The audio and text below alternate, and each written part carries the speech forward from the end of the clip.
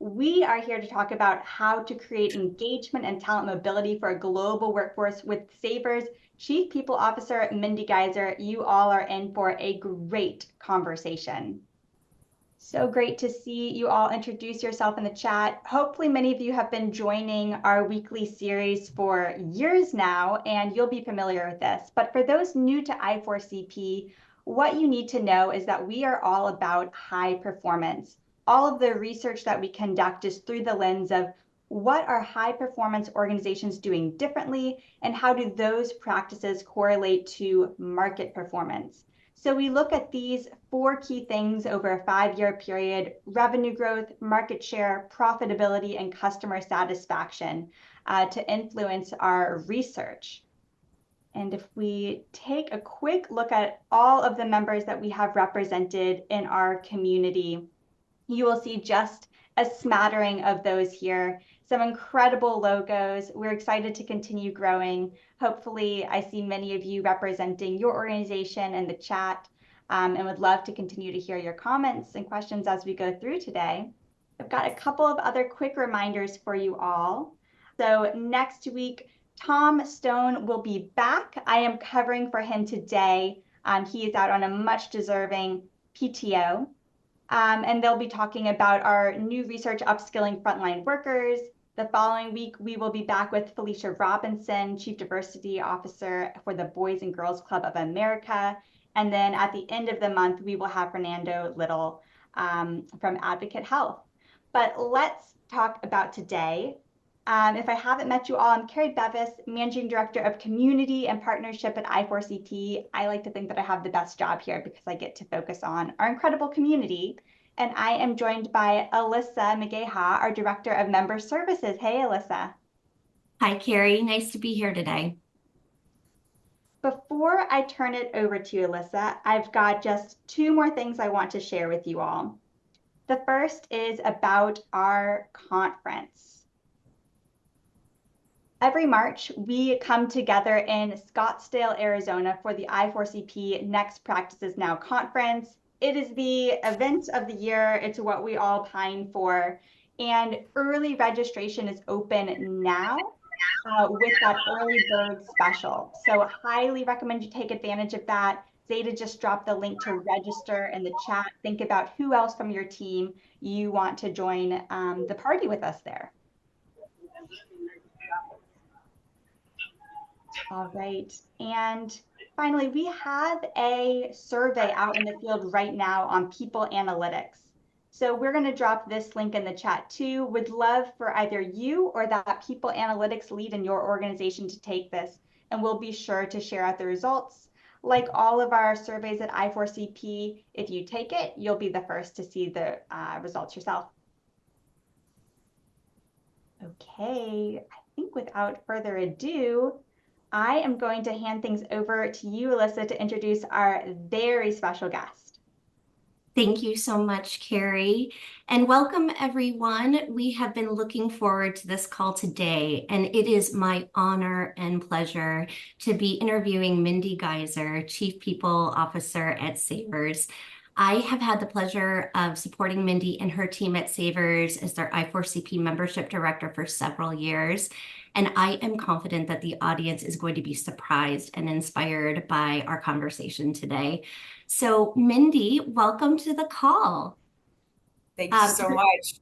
Yeah, before we get into the details about Savers and your career, let's talk about the intro song that you selected to have us play as folks were joining the top of the call. So tell us a little bit about why you chose that song and its meaning to you. Excellent. Thank you so much, Alyssa. So it's a pleasure to be here. Thank you so much, an honor. So that song is so funny. When we first started talking about this, I immediately said, I know what my song is, because the song is so meaningful to us. First of all, you can see behind me the tagline Thrift Proud, and we'll talk a lot about that because it is sort of a representative sort of icon of who we are and how we operate. And so we used this song at a conference a few years ago as kind of our entry point for all the store managers around the world. And it's just a motivating piece. And actually, I looked up a little bit about Marshmello and what he was thinking when he wrote this song. And it's about overcoming adversity. And when I think about a lot of what I'm going to share today about how our company is focused on the planet and helping overcome the environmental crisis that we're living through now, I think there's no better way to represent that with a song than with a song about overcoming an adversity. And some Thrift Proud is what we talk about every day. I think that is so beautiful, Mindy, and I really think it speaks to really makes a statement about who you are as an organization. So let's talk a little bit about you and your journey and how you got to where you are today as the head of people at Savers. Awesome. Thank you so much. Well, every one of the people on this call has, sort of an interesting path and journey to getting to where we are today. And mine is filled with lots of different states and lots of different sort of large companies along the way. I'm a Midwestern girl. I grew up in Iowa, went to school in Wisconsin, went to grad school in Minnesota, and then was lucky enough to join a couple of big name companies that sort of taught me from the ground up what HR looks like and how it can work. And along the way, I got married. So this is my 30-year anniversary with my husband. And then, a stop in North Carolina where I had my first son. And then I moved to Seattle to be near my brother and his family, and ended up joining Philips and having triplets shortly thereafter. So it was a lot of fun to be working for an ultrasound company when you're pregnant with triplets, I'll say that. And from there, it's been a really fun journey. I've been lucky to be a part of some really interesting companies, Amazon.com, Solom, and Colliers International, where I was first the chief HR officer. That was my first role in the C-suite. And then now it's just my absolute pleasure to be with Savers. I've been here 9 years this fall, and it has been a really fun journey with a really fun, interesting, unique company that I think it's just a pleasure to be able to talk about today. And then I got to be honest, so my family there is in the last picture because they are my North Star and the most important and the best title I've ever had as mom. And the rest of it is all awesome as well, but they are my heart for sure. And but this work is really fun for me. I love it. And I love working for a company that is purpose-driven, mission-driven, and that is about doing something unique and helpful in the world while also being a profitable, growing company. And so it's a pleasure to be a part of that. And then lastly, I just want to say a lot of my team members are on the call today supporting me, which is awesome. So a shout out to my amazing team, because it takes a village to do this work. And I know everyone on the call today knows that. I'm lucky enough to be the voice today, but really there's tremendous work that comes from all of them to bring this thing to life every day and help us grow and build all the programs that we're going to talk about. And so I'm so proud to be representing them. I love that, Mindy. And I have had the pleasure of getting to work with many of your team, and you are absolutely right. They are an incredible force, and you are very lucky to get to lead them. I love this timeline of your journey, and bravo to Nancy on your team for pulling this beautiful visual together for us. I am really impressed by the variety of industries that you've worked in, from food service to industrial to technology, and then retail at Amazon and consulting, and then real estate, and then back to retail at Savers. The diversity of your experience is really impressive, and it surely lends itself to the success that you've had at Savers. Well, thank you. That was purposeful, honestly, along the way, just trying to apply the knowledge I have. I've been in HR for, more than 30 years. So it's been a long journey. And so what's been fun is applying that knowledge, the knowledge of sort of the trade of HR in a lot of different settings, and learning about different industries and learning how things shift and change, and sort of landing here in retail has been really fun all along the way. Lots of interesting businesses to be a part of. Very cool. So before we get started, we thought it would be fun to start off with a quick poll for our audience today to get a sense of their thrifting habits. After all, Savers is a thrift store, and we're going to be learning a lot more about the thrift business in our time together today. So Zeta, go ahead and launch the poll, and we'll take a few minutes for folks to chime, or a few seconds for folks to make a selection here. So the question is, are you a thrift shopper? And your options are, I have or would never thrift. I would consider it, but I haven't done it yet. 1 to 2 times in the past 3 years, 1 to 2 times in the past 6 months, or 1 to 2 times in the last week. So I'm go coming ahead in. and make a selection. I'm coming in with answer E, 1 to 2 times in the last week. So what I did yesterday, I'm wearing one of my favorite thrifted tops this morning. I love that, Carrie. That's I have such a wonderful memory of my childhood with my grandmother, who is my favorite person in the world. Savers is her favorite store. And so we would go shopping at Savers all the time. And she is now 95 years old. And when I was up there a few months ago, we took her to Savers and I took a selfie in front of it and sent it to Mindy. And my grandma would take me to Savers on my birthday every year to pick out a new outfit. awesome. Okay, so here we've got the results in. So we've got a 6% that are saying they are not thrift fans, 21% saying they would consider it, but they haven't done so yet. And then it looks like about maybe 65 to 70% of folks are saying either a few times in the past year or in the past 6 months. And then we've got 8% of the folks on the line, like you, Carrie, going to thrift stores all the time. That's awesome. We'll see if we can convert those that aren't thrift shoppers at all by the end of the day here. I have a feeling we will. All right. So let's move on then to the have you or hear you, Mindy, talk a little bit about Saver's business model. Cool. Thank you. Okay, well, so fun to tell you a little bit about Savers because Savers is not a household name to a lot of people. In Canada, we're a very big brand name. In the US, not as big as like a Goodwill, but growing every day, of course. And so hopefully people walk away thinking, well, I didn't know about that company, but it's pretty cool. I learned something new about a very interesting model and an interesting brand. And I think our brand, the model, what we do, how we do it is a big part of our secret sauce, really. It's a big part of our value proposition. I mean, and everyone has that. Every business, everyone that's on the phone representing a different business has something special and unique in that secret sauce that attracts people. For us, sort of culture and the model of who we are is a big part of it. We literally attract a lot of people because this is a cool model. And people are like, wow, I want to be a part of something making a difference in the world.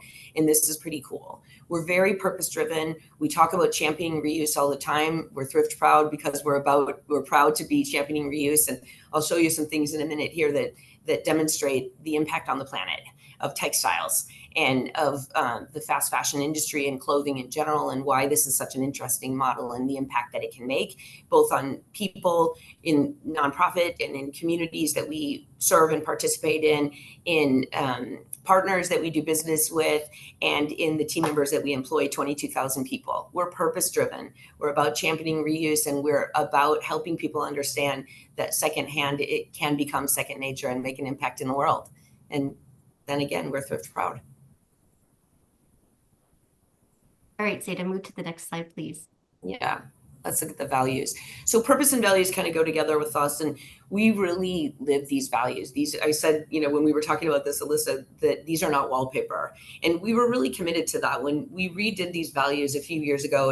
And then in the last, particularly as we were, moving toward becoming IPO, and we'll talk about that later too, but we were sort of updating and making sure that the values were truly representative of our behaviors. And we are super committed to living these things. We do have them on the wall, but we have a lot of programs that are linked to these things that we use day in and day out to celebrate and recognize people across the business for doing the right thing, for standing up for what's right, for celebrating things that make a difference in the world. And not only our business model, but in the way that we behave in the programs that we roll out and the way we treat our customers and the donors in our stores, as well as our team members. We celebrate uniqueness every day. We're very big about welcoming a diverse population of team members, of donors, of shoppers, and we really believe in the uniqueness and embracing people to come as they are and be welcome where they are and create a welcoming environment for them. We're focused on innovation and finding a better way. I think that is one of the very unique elements that might surprise people about us. When you think thrift, you think, oh, it's old school. It's maybe not as progressive as some, and we're actually quite innovative as a business. We use a lot of data analytics. We're very focused on it, and we're very innovative at continuing to improve. In fact, this is our 70-year anniversary this year. We're just celebrating, and there's been a lot of evolution in this business. It's been super cool. We're about making service count because after all, we're a brick and mortar retailer. We don't sell online, we're brick and mortar. And so we want to create a positive, welcoming, inclusive experience for everyone in the store, shoppers, donors, and customers. And so that we celebrate and recognize people on our teams that help make that happen.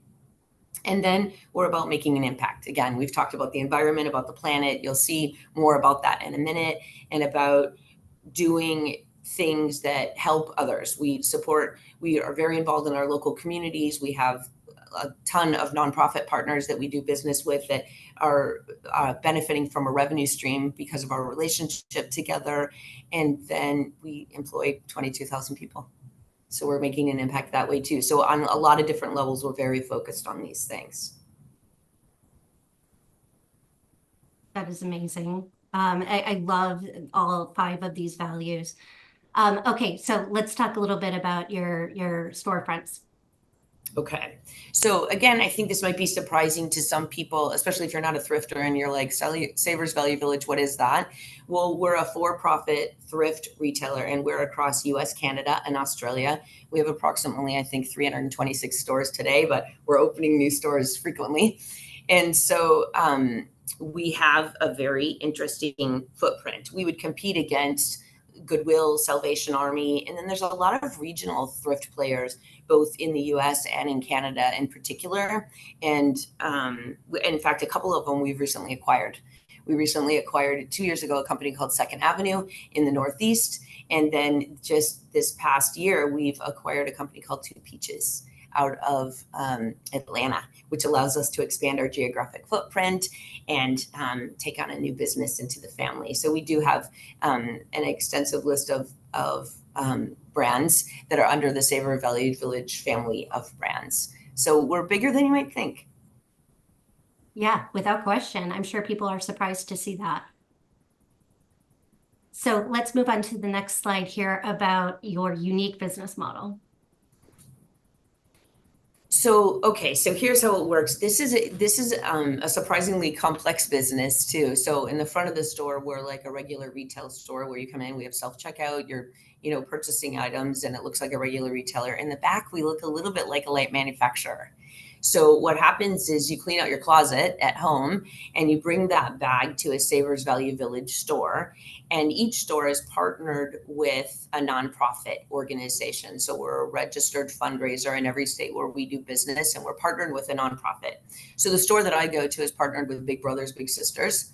And so when I donate, I'm actually donating to Big Brothers Big Sisters. We have a pre-organized, a pre-arranged deal with the nonprofit partners. So everything gets weighed that comes in the back door, and we pay the nonprofit for those things. Then what we do is sort them and hang them and price them and all of that, and then put them out in the store. And then the stuff that we don't sell in the store, we look for we have wholesale partners and wholesale customers so that they can, again, find uses for that product. We're going to do everything we can to keep it out of the landfill. That's essentially the goal. So those donations help us support nonprofit partners. They get the revenue stream there, but we're a for-profit retailer. So whatever we sell in our store is profit for Savers, not the nonprofit. They're paid on the front end for the donations. And then it gives people a chance to find their treasure hunts and their fun DIY items and those things that make them celebrate uniqueness, help them celebrate uniqueness. And then together we're all keeping hundreds of millions of pounds out of the landfill every year, which is a pretty cool deal. Absolutely. So cool. Carrie, do we have any questions in the chat yet? Not just yet. Okay. Well, then let's keep on going. Yep. So here's just a couple more to just help people understand the magnitude of this model and the sheer impact. And that's honestly when Savers called me 9 years ago. I heard the model, I heard about the impact, and said to my husband, that's where I got to go. That's where I want to be. That's my job, because it's so compelling. It's cool to work for a company that's making such a difference in the world. So literally 3.2 billion pounds of reusable items are diverted from landfills in the past 5 years alone. We've been in business 70 years. So in the past 5 years alone. And then you can see $530 million paid to nonprofit partners. So we talk about our business as the triple bottom line: people, planet, and profit. So the people are the nonprofit partners we're supporting in the communities, it's the people we employ, it's the customers, it's the donors.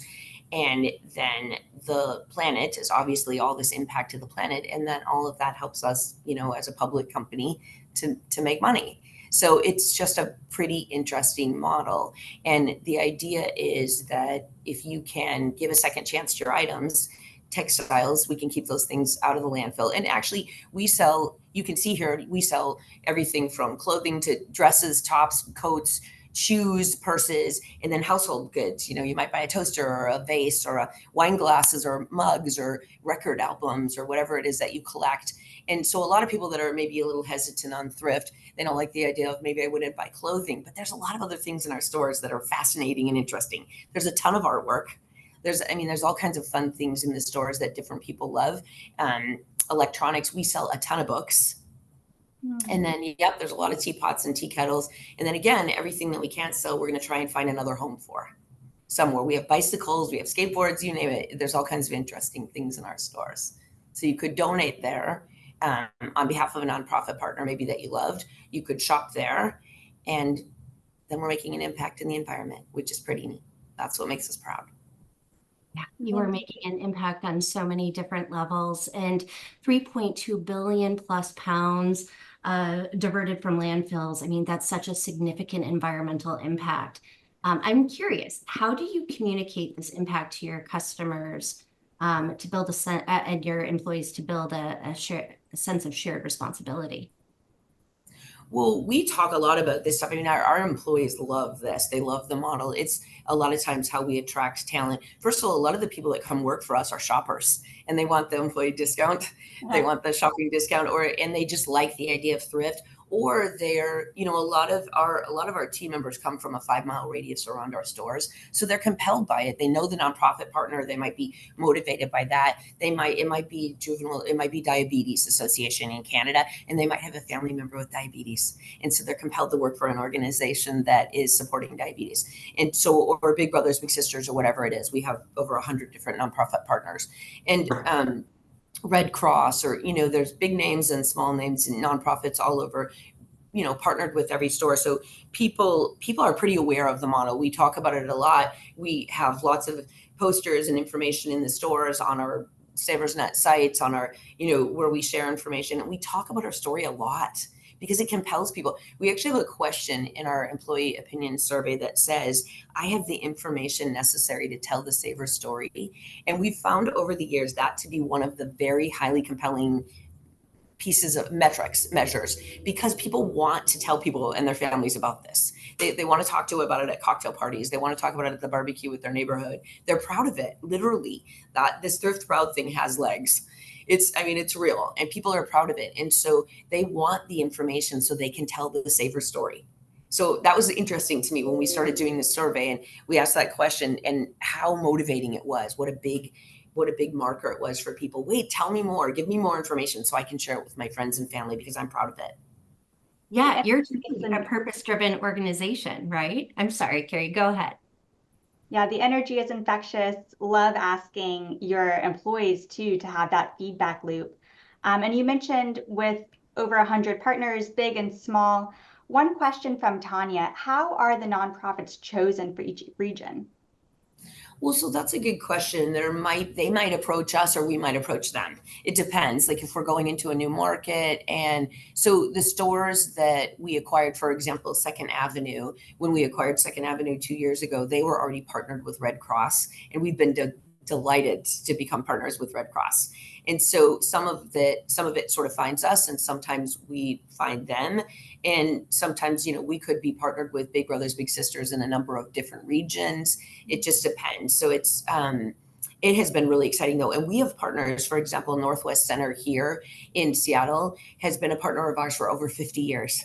Big Brothers, Big Sisters is another decades long partnership. So we're really proud of those relationships and the fact that we're able to help them generate a revenue stream for their business.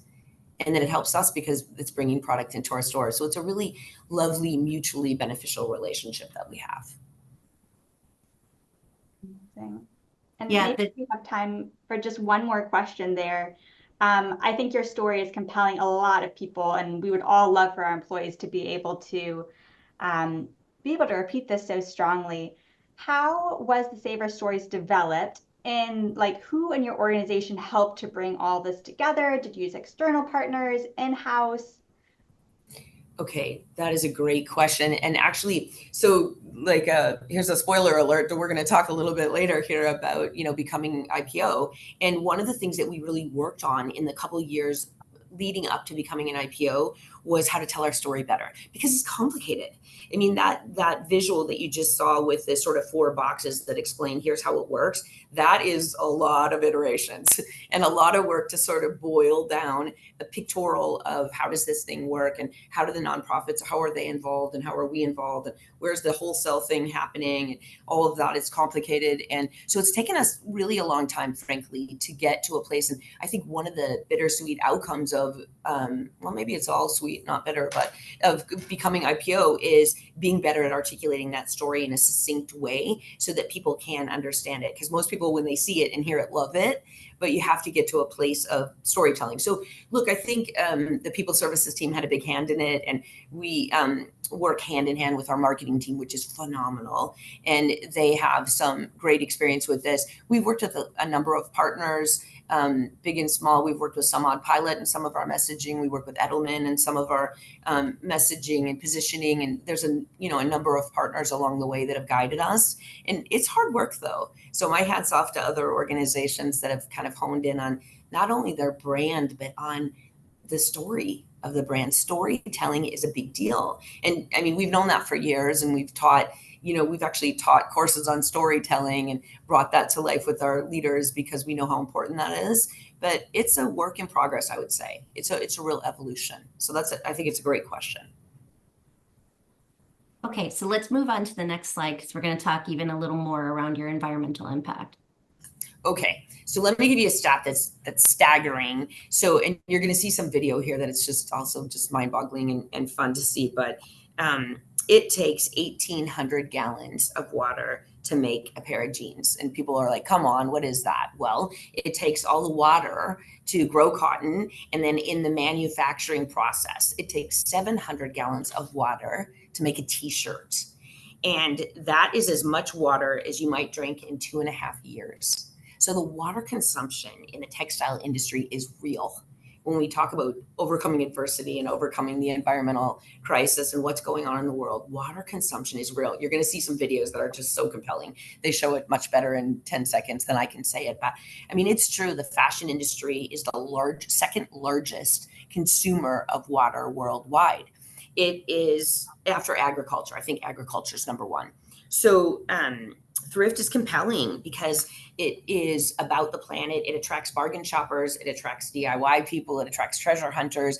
And it attracts people that are super committed to making the planet better and helping the planet. And I think younger generations particularly are even more focused on that today. It's becoming even more of a sexy topic to talk about reuse and secondhand and doing the right thing. And it is, I think I have a slide in here that talks about coming up that talks about how many people are compelled to look in their closet and focus more on secondhand. That's why for those of you in that 6% that aren't thrift shoppers, are not believers in thrift, like, again, we're going to convert you, even if it's buying a tea kettle, even if it's, if it's buying a record album. People collect record albums all the time. We do all kinds of fun things with reused items from our stores. And there's just so much creativity in the world today. We have really cool influencers, and there's a lot of DIYers out there doing neat things. So whether you're compelled by the textile industry and the water use, or you're just interested in giving things a new life and keeping them out of the landfill, this model is cool. And the idea of rethinking reuse it's cool and it's important. And the impact it can have on the environment is staggering. Absolutely. So you were mentioning the video that you have brought for us today, and I say, let's go and launch it and show people what you got. Style, baby. I'm a natural born trendsetter. Look at me. That's just my style. Show 'em how. That's just my style. Do it loud.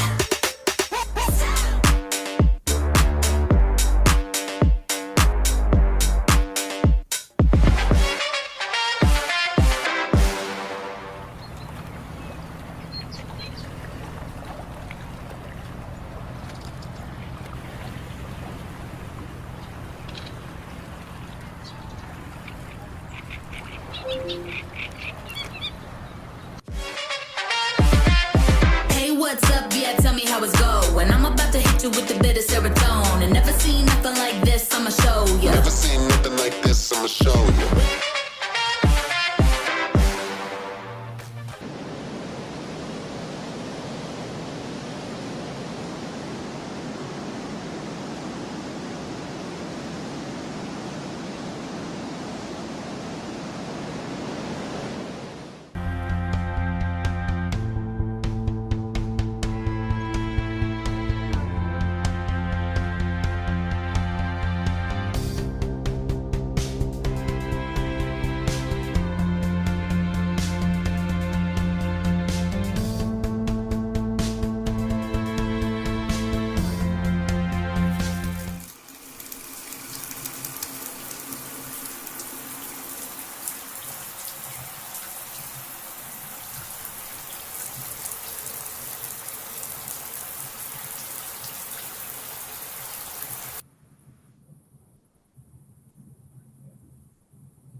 Wow.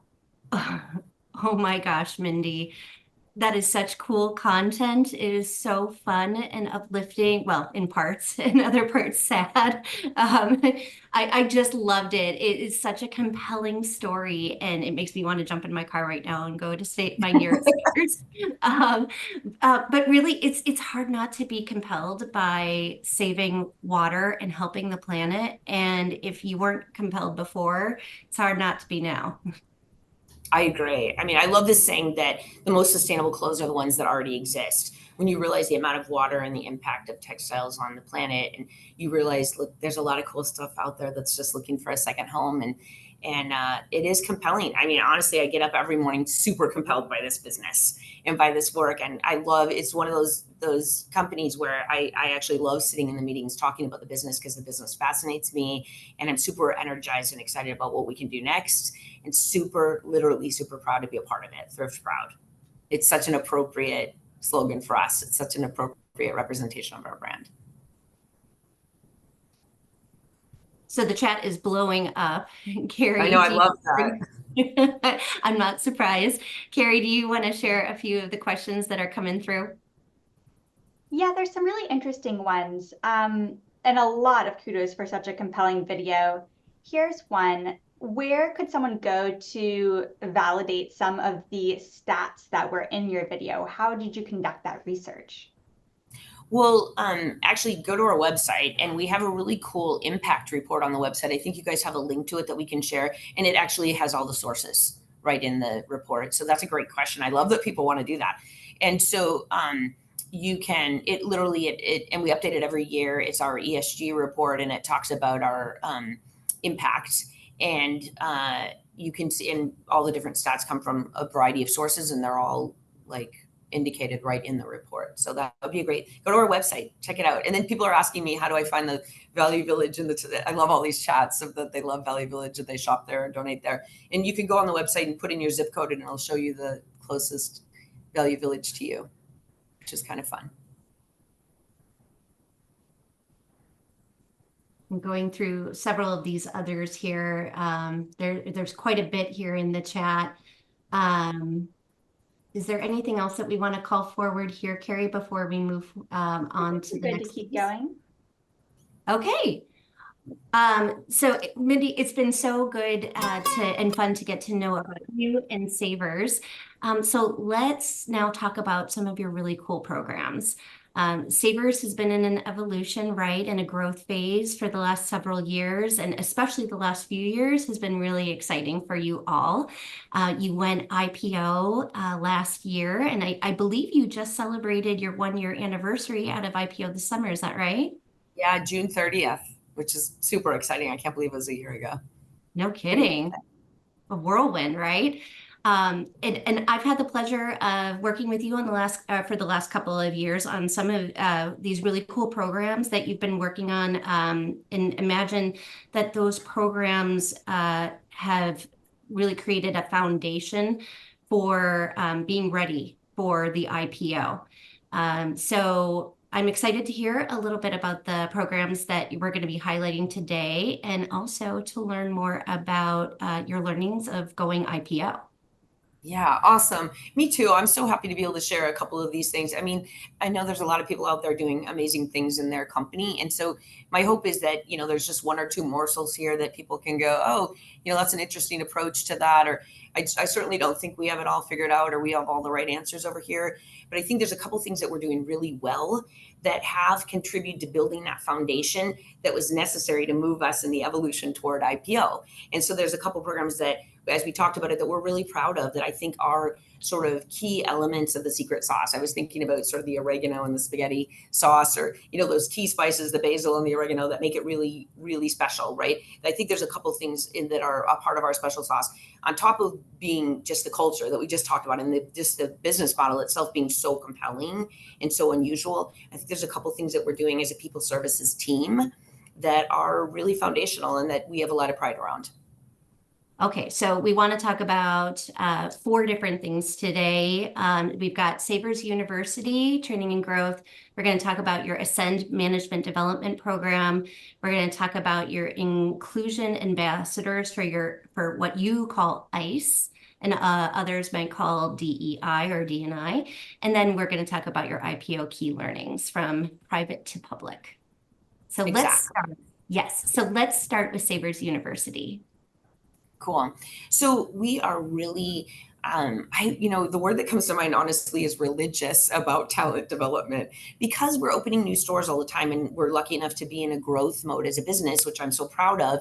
We have to staff those stores with leadership and with supervisors, management supervisors, and then with team members. We employ anywhere from 60 to 100 team members, depending on how big the store is. And we've got, 326 stores and more coming around the globe. And so that's a lot of people to employ. And because our business is so unusual, because it's a mix of retail on the front end and kind of light manufacturing on the back end, it's not the traditional space. And so we find that growing our own leaders is more successful. And so we really invest a lot in leadership development and career pathing and growth. Again, another one of those competitive differentiators. One, just kind of the core business model being cool. And 2, we really develop people. We really offer people a career path. Now, some people come in the door and say, look, I just want to be a cashier. Do you have a cashier job? And we say, sure, come on in, right? But some people are really interested in careers. And then there's kind of another tier of people that don't know they are, that think that, oh no, I could never do more than that. I just want to be a cashier. And then we kind of slowly grow them and introduce them to new projects and opportunities. And before you know it, they're a store manager. So we're really proud of that. 80% of our store managers are promoted, approximately. It varies from 78%, et cetera. But approximately 80% of our store managers are developed from within and promoted from within. So we're pretty proud of that. So it's a real engine of growth. So that starts with great training, and we're very invested in it. We have our own in-house university. We develop a lot of our own content, as you can see. We have a lot of learning objects, and that's everything from video content to discussion guides and discussion things after you would take a course. So that's the course itself, plus all the stuff that the discussion topics or whatever that might come after it. There's all sorts of different materials that are in there in addition to just pure courses. And a lot of it we develop ourselves because we're so unusual, because we're not like a typical retailer, we're not like a typical manufacturer. A lot of it we need to build ourselves. And we find that team members really, and our management, frankly, put more credibility behind it when they see it happening in our own 4 walls. And we, have our own team members demonstrating how to do something and showing people how to do something. We tend to get more people embracing and sort of digesting that. And so we build a lot of our own. So you can see we put a lot of hours into training. We're very committed to it. And those are dollars. Those are labor hours, which translate to dollars. So that's how committed we are to building and developing our own and growing our own talent. It's a pretty big deal. For a new hire, it's several hours of training. And some of it's, watching training that's compliance and things like that. And some of it's on the job, standing next to people, watching, learning, practicing, demonstrating your knowledge. So there's a lot that goes into our training engine, if you will. And we've really, we're proud of that. It is definitely, and a lot of our employees would say that as working for other retailers, they haven't gotten nearly as much training. Yeah, the amount of training hours per employee here is really quite impressive. And it makes sense that, prioritizing upskilling to fill your talent pipelines is going to be critical for your continued growth trajectory. We just published a new research study on upskilling frontline workers here at I4CP. It's available to all of the I4CP members that are on the call today. And in our survey, we found that only 25% of HR leaders perceived their workforce development as a strength in their organization. So Savers is a part of that small percentage, which is something to be really proud of. Yeah, absolutely. The other thing that we do well is we offer pretty much all of our training in Spanish and French, as well as English. That's So right. we do have a lot of languages being spoken. We are very diverse. So we have a lot of language being spoken. So let's go to the next slide, and I'll tell you about kind of a subset of this Savers University work that we've been doing is this Ascend program. And the idea is ascending into management. So we named it the Ascend program. We built it ourselves. There is some content that we put in it that is external. So we use situational leadership that you can buy externally. We work with Market Force, which is a sort of a behavioral assessment tool and gives us a language around style, which has been super helpful. We use a blended learning model, and we use a lot of our own to facilitate peer facilitated cohorts, which has worked really well for us. We just graduated our first class of 35 plus, I think, that were in the first class. And now we've got several other cohorts running. So it's everything from team member engagement to coaching and driving results, leading high performance. What we learned is that we did a lot of training that was tactical around how do we hang product, how do we price product, how do we get product to the floor, et cetera, tactical work. But we hadn't been as invested in management. And because we have this pipeline that we need for growth, and we need to keep building leaders so that we can keep staffing all these new stores that as we grow, that became a super important sort of priority for us. And so we've built this program, and we're getting a lot of very positive feedback about it and a lot of really nice results where we're seeing correlative positive business results as a result of those that have been through the training around engagement and retention and building more bench and pipeline and positive store performance and et cetera. So we're really proud of the program. And I think it's a great example of us really kind of putting our money where our mouth is around, we want to develop our own, we want to grow our own talent, and we're willing to build a program to do that. Yeah. I can't think of another organization that can boast a metric almost 80% promotion from within. Like that is just an absolutely wild statistic. Tell me more about how you've been able to identify those high potential employees on the front lines and achieve such a high promotion rate. Well, we actually coach our supervisors and leaders to go kind of look for diamonds in the rough, go look for people that even if they say, hey, oh, no, I just want to be a cashier, I'm not really interested in growing, then we maybe challenge them with a project. Okay, we get it. You don't want to have a manager title, but would you be willing to help us over here? We have this project going on. We could really use your help. And then we call it sneaky like development. And so a lot of times when we give people an opportunity to demonstrate their capability, they shine. And then we say, wow, you did such a great job on that project. Would you help us over here? And before you know it, they're supervisors. And then before you know it, they become managers. And, we expose them to different parts of the store, lots of different jobs within the store that they can take in order to grow their capability and their knowledge of the business. And before you know it, they're managing a store, which is super exciting. And then before you know it, those managers become district managers that are managing 7 stores. And then before you know it, we have regional directors that are managing, 50 stores. So that's how it grows. So a lot of it is sort of organic growth, recognizing capability and potential and believing in people and giving people a chance. That is so cool. And I'm seeing this thread around the uniqueness piece that started from the values and identify, and even just thrifting, right? Going out and searching for diamonds in the rough, just even in the merchandise, all the way through your talent pipeline. It's a beautiful metaphor. We are pretty committed to it. And I think it has served us really well to growing talent and investing in people's training and development. And we are big believers in it. We have a lot of support throughout the organization. Again, it's like those values. It's not something that's on the wall. We actually live it every day. People are very committed to this. Nanette and I would like to learn a little bit more about the peer facilitated cohorts. How does that work? So we literally look to supervisors or managers that are interested, and we give them additional training. And it's train the trainer is all it is. It's not really a lot of the stuff that we're doing is relatively basic. It's just when you put it all together, it's working.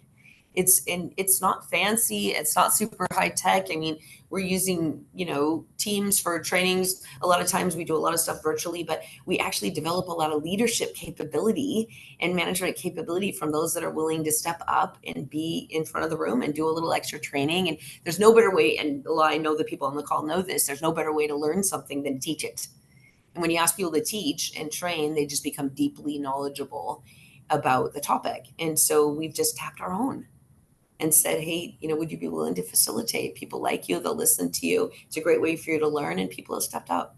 It's been really delightful. We're really proud of it, super proud of it. The Savers U team is wonderful. They've done a great job. I think one of my colleagues is on the line today, Catherine Steen, and we've built this together. We built a program similar to this at Colliers together. And we and a lot of other people on the call have helped to build this program, and it's really exciting. It's been really fun. Fantastic job, Savers U team and Catherine. It's just really cool to hear all about this. It's really impressive work. So let's move on and pivot to what you refer to at Savers as ICE, which stands for Inclusion, Culture, and Engagement. Yeah, I don't know that. I know that that acronym is probably not the best because there are other connotations of ICE, but I think, the idea was, what we found is in our work with diversity and inclusion, we've been very focused on inclusion, culture, and engagement. And we've built these listening sessions, basically. Some folks have ERGs. We haven't gone the ERG method because we're so distributed and because retail has pretty high turn. It just kind of didn't seem like the right focus for us. So instead, we chose to work on this program called what we call Inclusion Ambassadors, because they literally are ambassadors of information. So myself and others on my steerco, diversity steerco, will get on the call. We have, I think, 10 different cohorts and probably 150 plus inclusion ambassadors representing all the different regions around the world, as well as we have one for corporate, one for our offsite processing centers, etc. And it's basically just listening and asking them how it's going, what's happening in their stores, what's on their mind, where do they need help, how can they crowdsource assistance, how can they share best practices, and it gives us an opportunity to cascade down to them. Here's what we're working on a global level. How's it working? Is it landing? Are you getting that? Is it working for you? Are you liking that? And so it's sort of us cascading down, them cascading back up, and them acting as ambassadors out so that we can touch all the different people across 300 and some stores around the world, 22,000 team members. I can't talk to all those people. My team can't talk to every one of them. So they become ambassadors. And it's been a pretty, I think, a very successful method of engaging people and hearing people. And then honestly, they have a lot of great ideas that we've implemented as a result of things that they've said to us. We've implemented a lot of ideas. We have a new language program. We implemented pronoun pins. We changed the music in our stores to be more culturally appropriate. We are doing more translations. There's cultural awareness calendars. All those things came out of ideas from these sessions that we host. So each cohort has a session quarterly, and we have just tons of best practices that have come out of these sessions, and it's been super good. And Mindy, I know you've shared with me that call is like your favorite call that you do, right? Because it's so there's so much energy and a lot of really great ideating. Tell us a little bit about the key learning around customer respect that came out of this group. So one of the key learnings in that, you can see the little blue plaque at the bottom. One of the key learnings around, we early on, we learned that there was a connection between respect and inclusion. And if you feel respected, you feel included. If you don't feel respected, you don't feel included. We got that out of our team member engagement work. And we were trying to figure out, so we went to some of the locations. I did a tour of where the stores where they're not feeling respected. And I said, what does that look like? What is happening? And are people bullying you? What's happening that you're not being respected? And unfortunately, a lot of those stories were customer related, that people were not being respectful to our team members in the stores. And so what we've done is we've worked really hard to move the needle on and to continue to enhance our ability to create a respectful work environment where team members feel respected by each other and by management. And then we took it another level to say, look, our customers need to treat people respectfully, or we don't want you to shop in our store. So we actually created these plaques. There was a plaque for team members that's back by the time clocks in the back of the store. And there's a plaque at the front of the store for customers to say, look, we are really committed to having a respectful environment, and we'd like you to embrace that, or this might not be the right place. And we told our store managers, look, if people are not being respectful, you have our permission to ask them to leave. We don't want our team members to come to work and feel like they're being treated disrespectfully.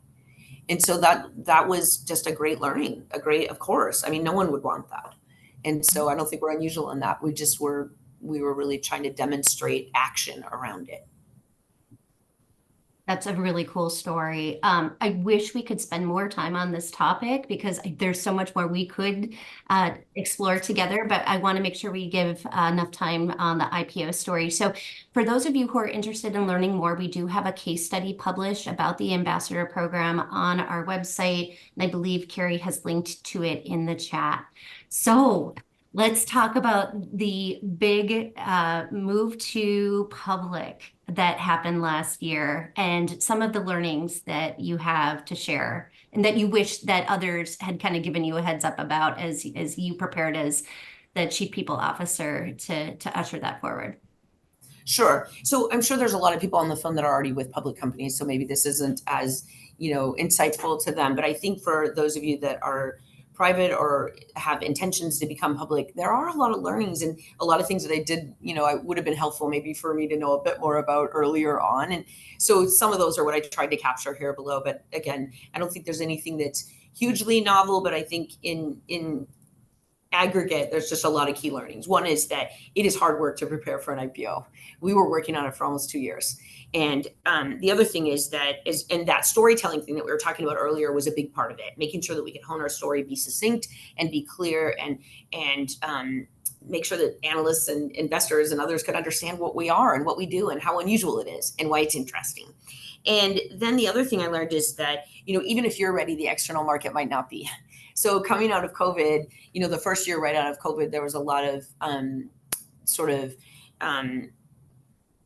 question about, is this the right time in the market? Are the market conditions ready for more companies to come out? And so we were very thoughtful about the timing of the IPO in conjunction with what was going on in the market. And so that elongated our time frame somewhat. And there's a lot of work in it, that not just the S1s, but all the prep work. And there's also a lot of expense in it. There's a lot of consultants and lawyers and advisors and people that you need along the way to help you structure all the filings and the tax requirements and all that stuff. There was just a lot of that we just hadn't experienced before. There was a lot of communication that shifted for our team members. We couldn't be as open about where we were in our financials on a regular basis. We were used to having a monthly meeting with our directors and sending out information saying, here's our progress against our EBITDA goals, et cetera, and that we can't do now. And so there's just a lot of things that people didn't fully even know about material non-public information, about what is a 10b5 plan, about what are SOX requirements that are different when you're public. There's just a lot of stuff there that requires preparation and just a lot of focus on compliance. We were focused on it before, but now our theme is compliance, compliance, compliance. Kind of all day, every day, we're focused on it, making sure that we're buttoned up and doing everything right. And luckily we weren't broken before, but you can always keep getting better at this. And it's important, especially when you're public. So there was just a lot of things that we learned. There's also just a lot of course, for everyone that is public, that whatever you're making a statement about what you're going to do, you better do what you say, because that becomes the new benchmark and that becomes the new model of what people are expecting you to deliver. So there was a lot of learning in that. And then, on a positive note, there's a lot of things that made us better too. I think we are so much better at telling our story. We're so much more buttoned up. We understand compliance. We understand the rigor of being a public company.